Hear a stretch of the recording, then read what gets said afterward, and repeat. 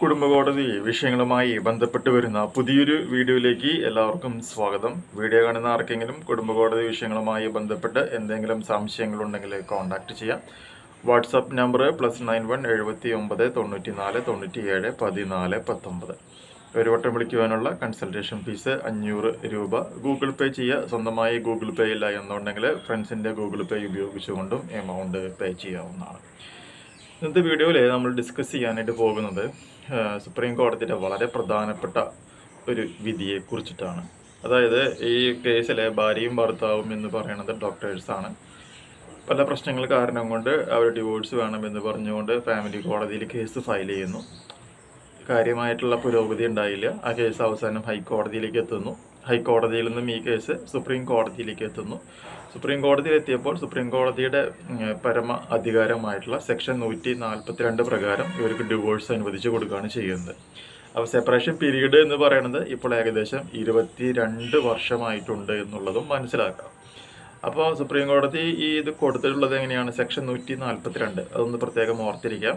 ഇനി നമുക്കറിയാം, ഒരു ഡിവോഴ്സ് ആയി കഴിഞ്ഞിട്ടുണ്ടെങ്കിൽ ഓട്ടോമാറ്റിക്കായിട്ടും എന്ത് സംഭവിക്കണം? ഭാര്യയ്ക്ക് ഒരു പെർമനൻറ്റ് അലിമണി അല്ലെങ്കിൽ ഒരു മെയിൻ്റനൻസ് എമൗണ്ട് കൊടുക്കാനായിട്ട് സാധാരണഗതിയിൽ വിധി വരാറുണ്ട്. എന്നാൽ ഈ ഒരു കേസിൽ സുപ്രീം കോടതി പറഞ്ഞു ഭാര്യയ്ക്ക് മെയിൻ്റനൻസ് കൊടുക്കണ്ട എന്നാണ് പറയാനായിട്ടുള്ള കാരണം.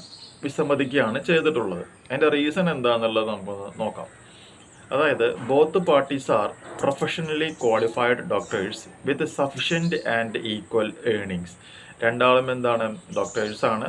ധാരാളവും അതുപോലെ തന്നെ ഈക്വൽ ആയിട്ടുള്ള ഏർണിങ്സും പെർ മന്ത് രണ്ട് കൂട്ടർക്കും വരുന്നുണ്ട്. So Supreme Court refuses to award permanent alimony while dissolving marriage. അപ്പോൾ മാരേജ് ഡിസോൾവ് ചെയ്യുന്ന സമയത്ത് പെർമനൻറ്റ് അലിമണി ഭാര്യയ്ക്ക് കൊടുക്കുവാനായിട്ട് സുപ്രീം കോടതി എന്ത് ചെയ്യുന്നു? റഫ്യൂസ് ചെയ്യുന്നു, വിസമ്മതിക്കുകയാണ് ചെയ്തിട്ടുള്ളത്. ഇനി കുറച്ചുകൂടി പോയിന്റുകൾ അതിൽ പറയുന്നുണ്ട്. In light of the facts and circumstances of the present case along with the powers conferred under Article 142 of the Constitution of India and judicial precedents discussed herein, we hereby grant the decree of divorce on account of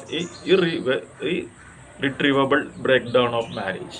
As both the parties are professionally qualified medical doctors and have sufficient and equal earnings, we are not inclined to award any permanent alimony എന്നാണ് പറഞ്ഞിട്ടുള്ളത്. അപ്പോൾ അത് ഡോക്ടർമാരുടെ കാര്യത്തിൽ മാത്രമല്ല, ഏത് ഭാര്യയും ഭർത്താവാണെന്നുണ്ടെങ്കിലും sufficient and equal earnings ഉണ്ട് എന്നുണ്ടെങ്കിൽ ഒരു കാരണവശാലും ഡിവോഴ്സിന് ശേഷം അല്ലെങ്കിൽ ശേഷമുള്ള മെയിൻ്റനൻസോ അല്ലെങ്കിൽ ഇൻ ബിറ്റ്വീനായിട്ട് വരുന്ന ഇൻ്ററിം മെയിൻ്റനൻസോ ഒന്നും തന്നെ കൊടുക്കേണ്ടതായിട്ട് വരുന്നില്ല എന്നുള്ള കാര്യം പ്രത്യേകം മനസ്സിലാക്കാം. അപ്പോൾ ഈ ഒരു ആനുകൂല്യം നിങ്ങൾക്ക് ലഭിക്കണമെന്നുണ്ടെങ്കിൽ നിങ്ങൾ എന്ത് ചെയ്യണം? 2021 വന്നിട്ടുള്ള സുപ്രീം കോടതിയുടെ മറ്റൊരു സുപ്രധാന വിധിയായിട്ടുള്ള Neha Agarwal versus Union of India എന്ന് പറയുന്ന കേസിൽ വിധിന്യായത്തിൽ വരുന്ന 65-66 പാരഗ്രാഫുകളിൽ പറയുന്ന കുറച്ച് ഗൈഡ് ലൈൻസ് ഉണ്ട്. അത് അസറ്റ് ലയബിലിറ്റീസ് എക്സ്പെൻഡിച്ചറിനെ കുറിച്ചിട്ടാണ്. ആ ഫോം നിങ്ങൾ മസ്റ്റായിട്ടും എന്ത് ചെയ്തിരിക്കണം? കോടതിയിൽ ഫയൽ ചെയ്യണം. അങ്ങനെ ഫയൽ ചെയ്യുകയാണ് എന്നുണ്ടെങ്കിൽ അതിനെ അടിസ്ഥാനപ്പെടുത്തിക്കൊണ്ട് മാത്രമാണ് ഇൻ്ററിം മെയിൻ്റനൻസോ വിധിക്കുകയുള്ളൂ എന്നുള്ളൊരു കാര്യം കൂടി പ്രത്യേകം മനസ്സിലാക്കുക. ഈ ഒരു ഇൻഫോർമേഷൻ നിങ്ങൾക്ക് യൂസ്ഫുൾ ആയിട്ടുണ്ടെങ്കിൽ തീർച്ചയായും നമ്മുടെ ചാനലിലേക്ക് ഒന്ന് സബ്സ്ക്രൈബ് ചെയ്യുക. തൊട്ടടുത്ത് കാണുന്ന ആ ബെൽ ബട്ടണും എനേബിൾ ചെയ്യുക. പുതിയൊരു വീഡിയോ ആയിട്ട് വീണ്ടും കാണാം. ബൈ.